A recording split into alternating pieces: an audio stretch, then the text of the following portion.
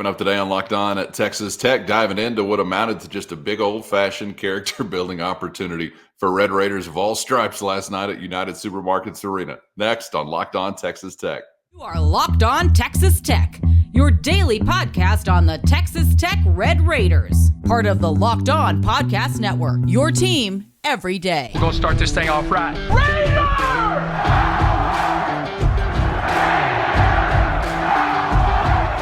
Everything runs through Lubbock. Great to be with you again on Locked On Texas Tech on the Locked On Podcast Network. Your team every day, always free and available on YouTube or anywhere you get podcasts. And today's episode brought to you by Gametime. Download the Gametime app, create an account, and use our code Locked On for $20 off your first purchase. With the only Chris Level, I'm Casey Cowan. Chris, great to be back with you, my man. All we can say about what went down at the USA last night was that we survived it. We have made it to another day, and I suppose another ball game will arrive with an opportunity to bounce back. But, man, that was a tough one to swallow as Texas put it all over you, really from beginning to end. There's some saying about a monkey being turned loose and a banana in a pocket or something along those lines. I was thinking about watching that, and we'll get into some of what Grant McCasland had to say post-game and obviously some of what you saw from your seat. But unfortunately, aside from some of the circus-like atmosphere that was a part of the ball game, there's just a whole lot of credit, I guess, we got to give the Longhorns for knocking down some shots, being scorching hot in the first half. And some of the defensive intensity I was really kind of surprised by as the game got going. So certainly earned what turned out to be wire-to-wire domination, as you see there on the screen, and a win for UT. Yeah, Texas is just well, and here's the thing, you want to say that maybe they're just these teams are trending in different directions or I think that Texas has been really good at being inconsistent all year, okay? So I'm like looking at this effort and this team and I'm like, how in the world are you 6-8 with all these pieces? They haven't really had any injuries. There's not been really anybody in the lineup, out of the lineup, all those things for 6 weeks, 2 months to speak of. And, where has this been? Because they've kind of no-showed on some recent games. And then last night, it's like if they play like that, they're as good as anybody in this league.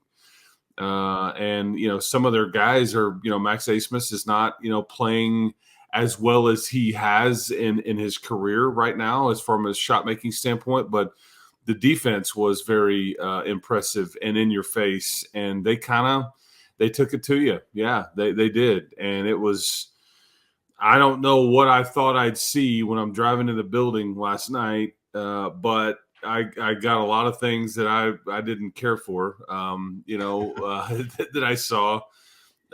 Some like a blatantly dirty play, stuff being thrown on the court, and just Texas just playing maybe one of their best games of the year. But when you shoot 60% in a half and the other team shoots 24% in that same half, you can't ultimately win the game because you've got more time to go, but you can win the game, if you know what I mean. And that's kind of, a 24-point lead at halftime, is – you left yourself almost zero margin for error in trying to come back, and like you couldn't just take on any more water and try to.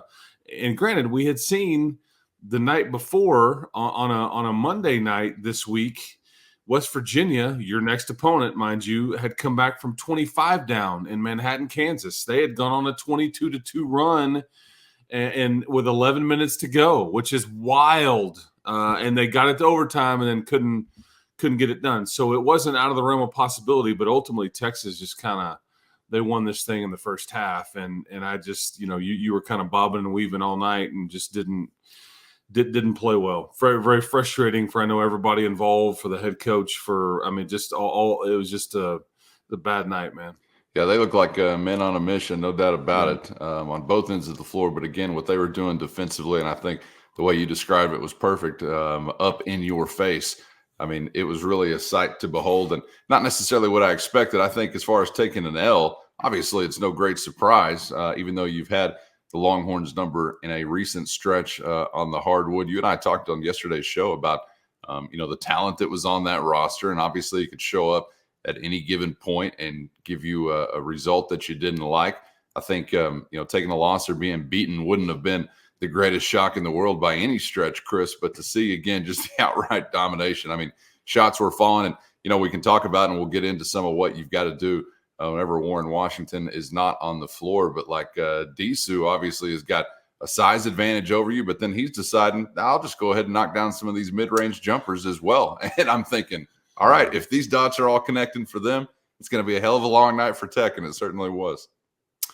Yeah, Disu has maybe been their best player in conference play. He's averaging like 18, 19 points a game just in Big 12 games. He didn't even start against you the first time you played these guys because he was a bit dinged up. So that's back on January the 6th. He came off the bench and still had a decent game. But he's been their best, most consistent player, specifically on offense, really all conference. And I think that's – we know that we are flawed. We see the issues. We understand it. But it's painful when you watch it play out in real time because Kyron Lindsey and Robert Jennings and EY just can't defend the post as well as you need to right now. Disu and Shedrick, I think, combined for like 31 points. And a lot of that is just mid-range or just like, okay, I'm going to shoot it right over the top. Yeah. And, and then, or get some good looks around the rim. And, and if you don't defend it well, then you end up fouling them. Robert Jennings battled foul trouble again. And it's not his fault. It's just, he's 6'7" going against 6'10", 6'11". And so, he tries to get physical and all those things. This is a problem. And it speaks to how bad you missed the big fella.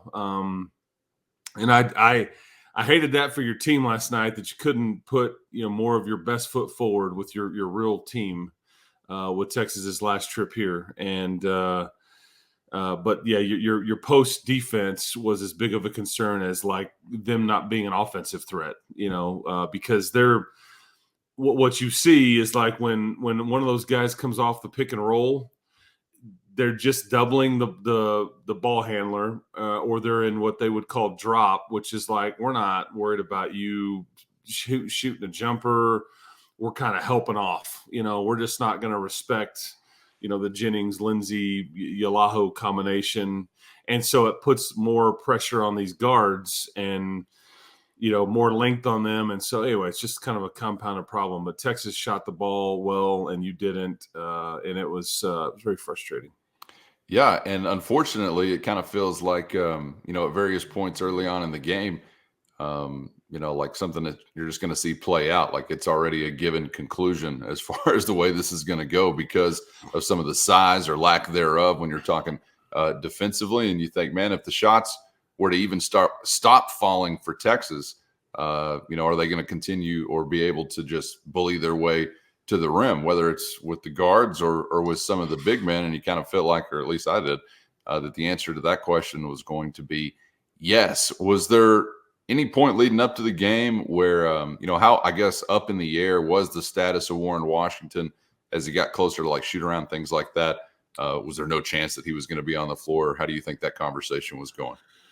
Well, I think Warren is just really close, but I wasn't sure what the status was going to be until you kind of an hour before the game, and it's like, okay, it ain't happening tonight, and he's kind of in and then when Chance McMillan was, but I do think Warren is absolutely close. I really do, and it's just kind of it's a painful injury supposedly or apparently, and I think he's trying to. They're also, I don't know, nobody has said this, but, based on what Grant said after the game on Saturday, I guess it was, he kind of hinted at, maybe they had,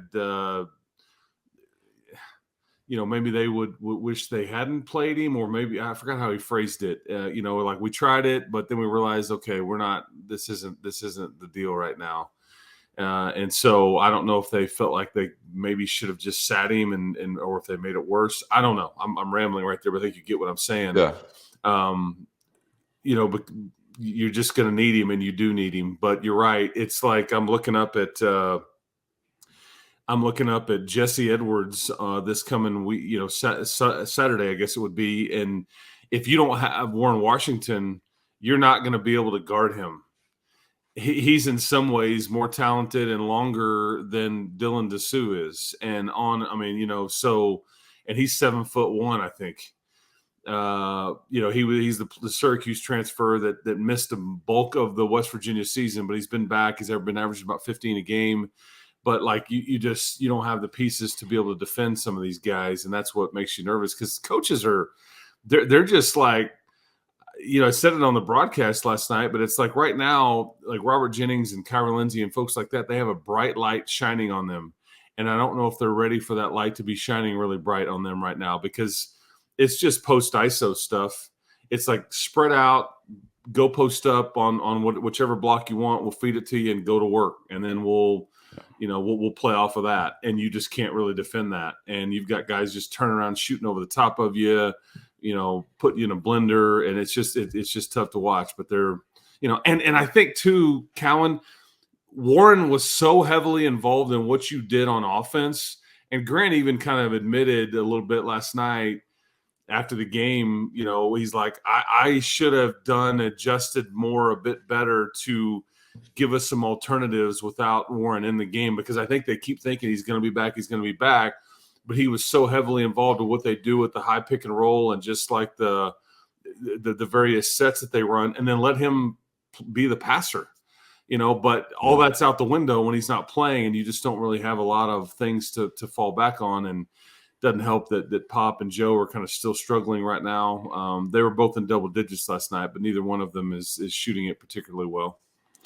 No, we saw an 0 for 10 first half from Pop Isaacs, which is just wild to see. You don't see that from many players here or there, mostly because if you're that deep into an 0 for outing, you're not putting up 10 of them, I suppose. But he does wind up as Tech's leading scorer with, I think, 19. You had a full building, juice crowd, everybody's amped, and it seemed like Texas was the team that fed off of it more than anyone. I saw Texas giving great effort, and really not just out of the gates, but as the game progressed deep into it.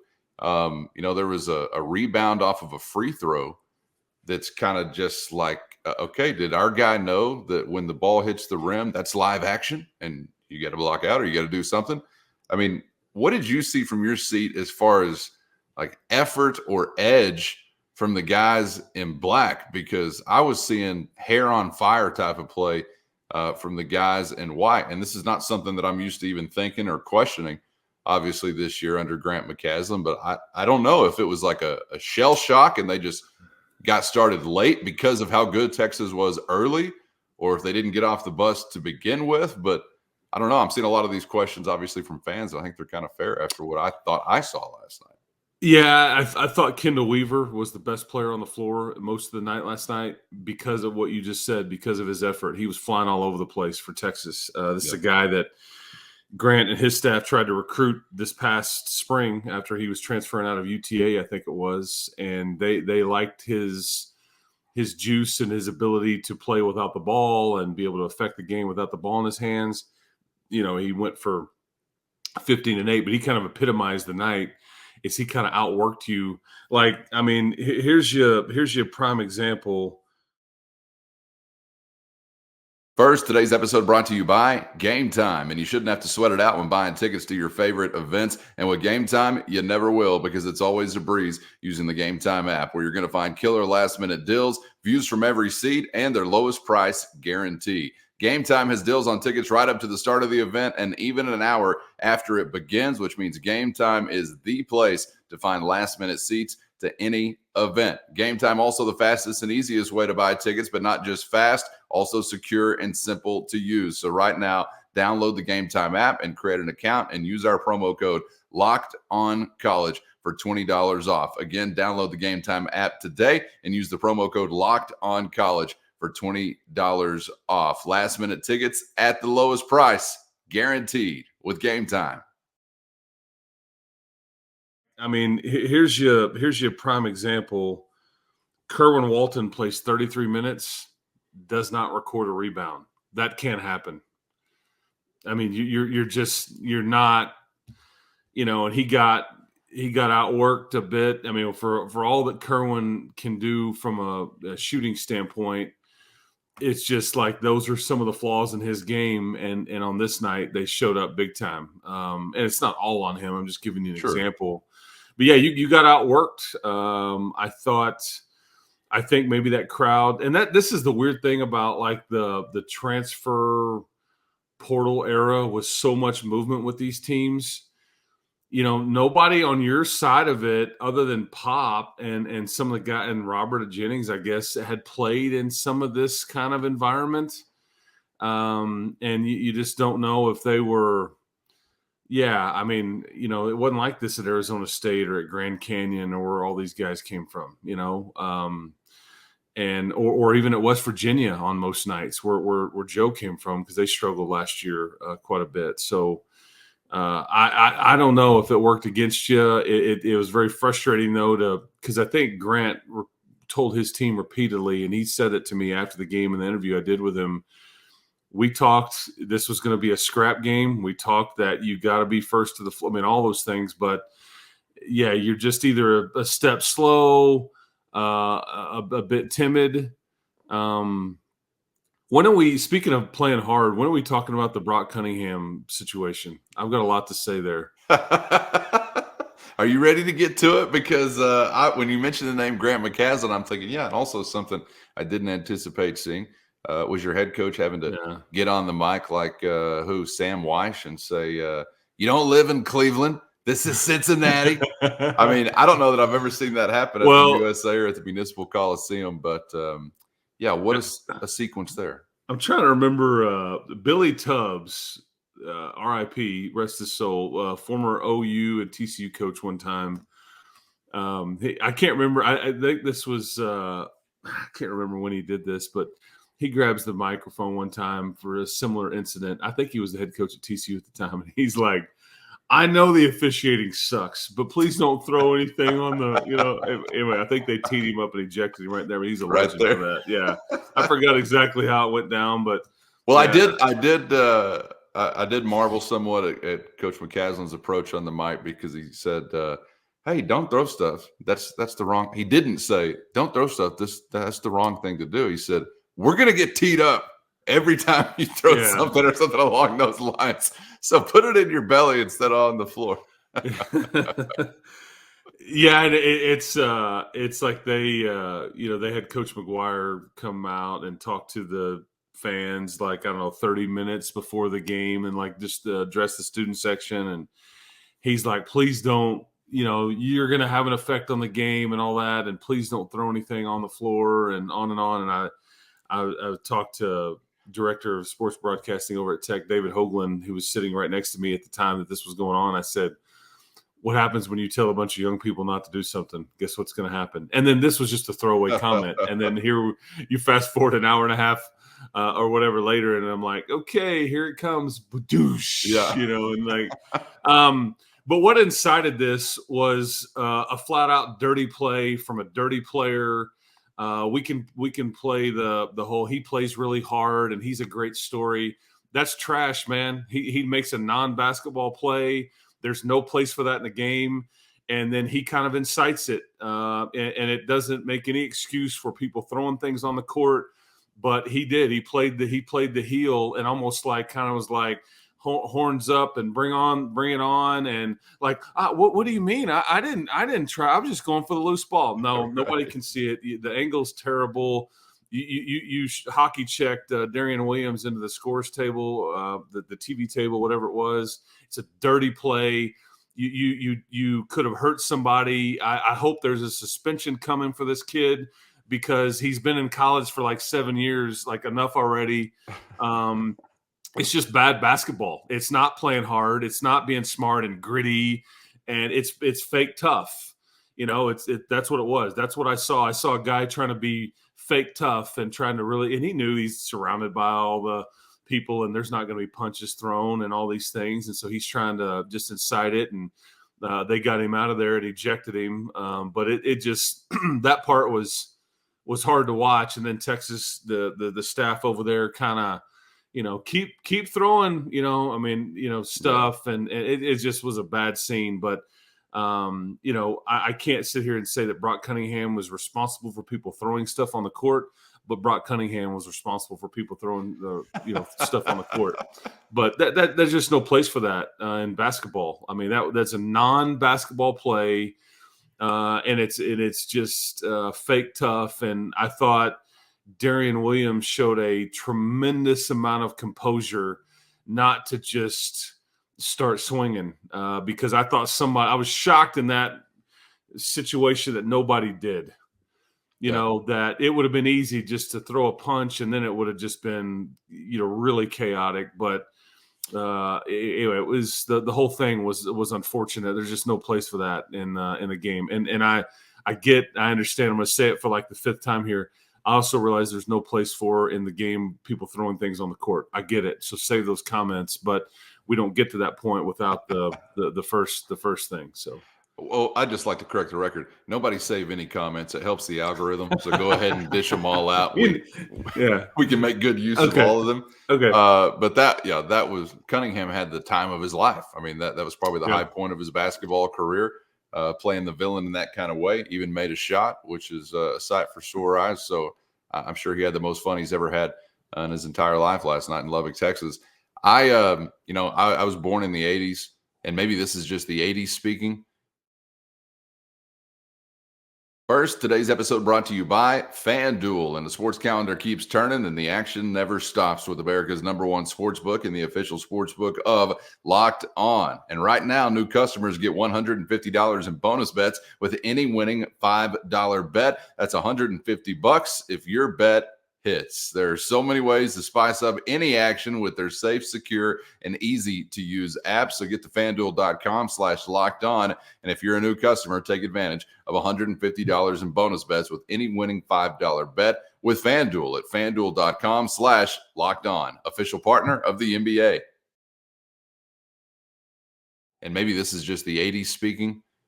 I don't know. As a fan, I'm kind of disappointed that there was not some street justice doled out by a teammate in that moment. There's a reason that you sign a guy like Deshaun Stevenson, or I'm going back to an old Mavs reference, but I don't know, Chris. I know that we'll all say, oh, terrific job, what restraint and all these things. But when your quarterback is taken out like that, there needs to be an offensive lineman in the middle of the guy in a split second. And I am surprised that it didn't happen. And I don't know. I'm not so sure that it shouldn't have happened. But again, maybe that's just the 80s talking. I know this is a different era. It may be about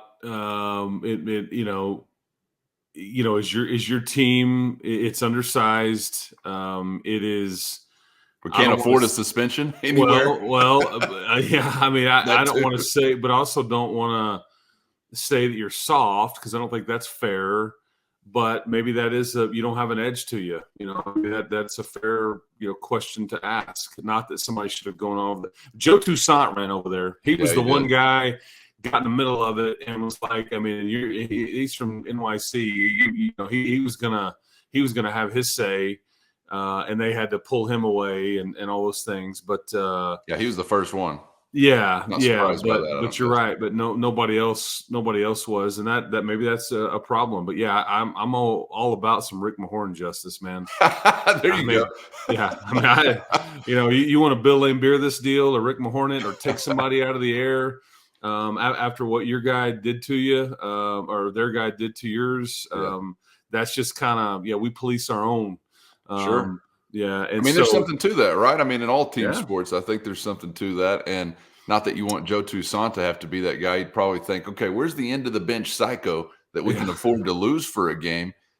Tech doesn't have one right now because the depth is what the depth is. So I know it was the smart thing to do, and I know the restraint and all these things, but I don't know. It is something that stood out to me. So let me know what you think about that part of it in the YouTube comments. As far as go ahead. Well, and that, Cowan, is something I think that, like, the lack of size and some of the depth issue and maybe like a toughness. I want to be careful about throwing that word, but that some of that, they know that that's going to be addressed in the off season with some of your pieces and decisions on who comes back, who doesn't, kind of thing. Who do you all that? But I mean, you're missing it's a fair question, but you're not to that point yet. You still got 3 regular season games left, a game of the Big 12 tournament, and you're taking on water here, man. I mean, there's no, you're kind of trending the wrong direction. There's no guarantees on anything. You need to get this thing figured out quickly.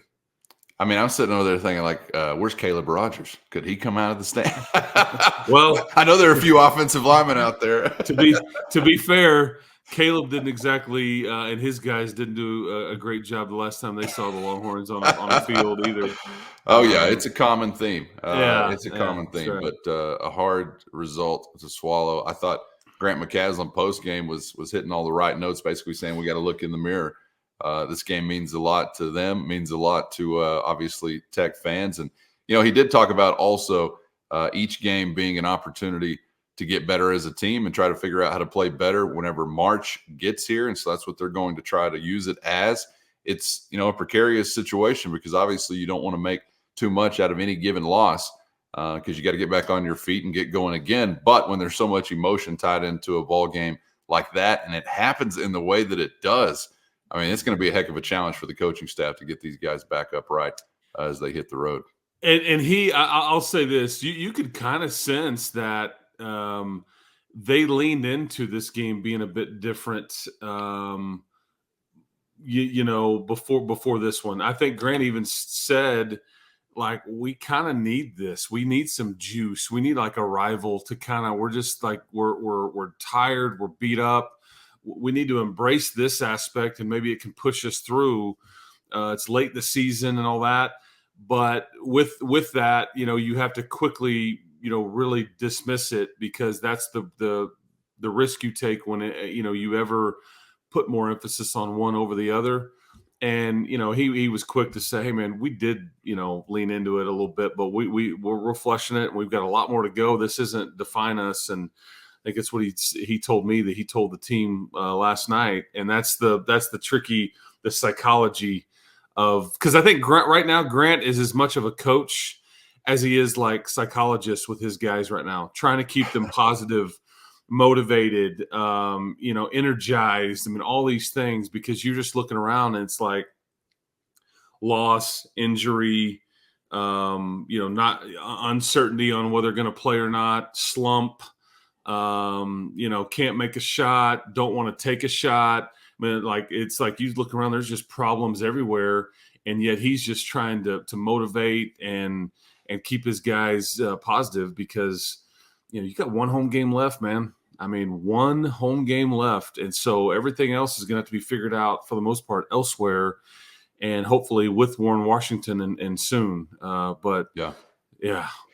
Yeah, and you can say the same thing about a pair of podcast hosts. Don't want to get too much into a psychological thing, but we're trying to figure it out here as well as we get on to the next one. Want to be sure before we get out of here, Chris, to say as well, I know we got listeners all over the great state and want to let those in the Panhandle know that we are thinking about them. And there's a lot of folks who are wishing they could just be thinking about basketball today as life, livestock, property, and everything in between is on the line. So we're thinking about you guys out there who are facing some ravaging wildfires right now and ongoing into this Wednesday. But just wanted to kick that out. And Chris, appreciate the time as always. We'll be back at it on the other side, looking ahead to the next opportunity for the Red Raiders. Yeah, you got it. And look forward to talking to you tomorrow. And yeah, certainly thinking about seeing some pictures around Canadian and some other places. It's just it's not good. And yeah, certainly thinking about all those folks. I had some of that northern front blow into Lubbock last night. You could smell it, and it certainly put it on your mind for sure what everybody's dealing with. But yeah, our thoughts are with everybody in that part of the state of Texas, man. But we'll talk to you tomorrow and try to keep it light, and if that's what you're looking for. So, anyways, but yeah, we'll move on. And tough night at the arena, but yeah, perspective. I guess it's not everything. And keep hope alive. Keep hope alive in all aspects. Yes, absolutely. My bad. Right. Keep hope alive, people. Yes. Appreciate you guys being out there as always. And make sure you're subscribed on YouTube or anywhere you get podcasts so you never miss an episode. And we hope to see you back for the next round on Locked On Texas Tech.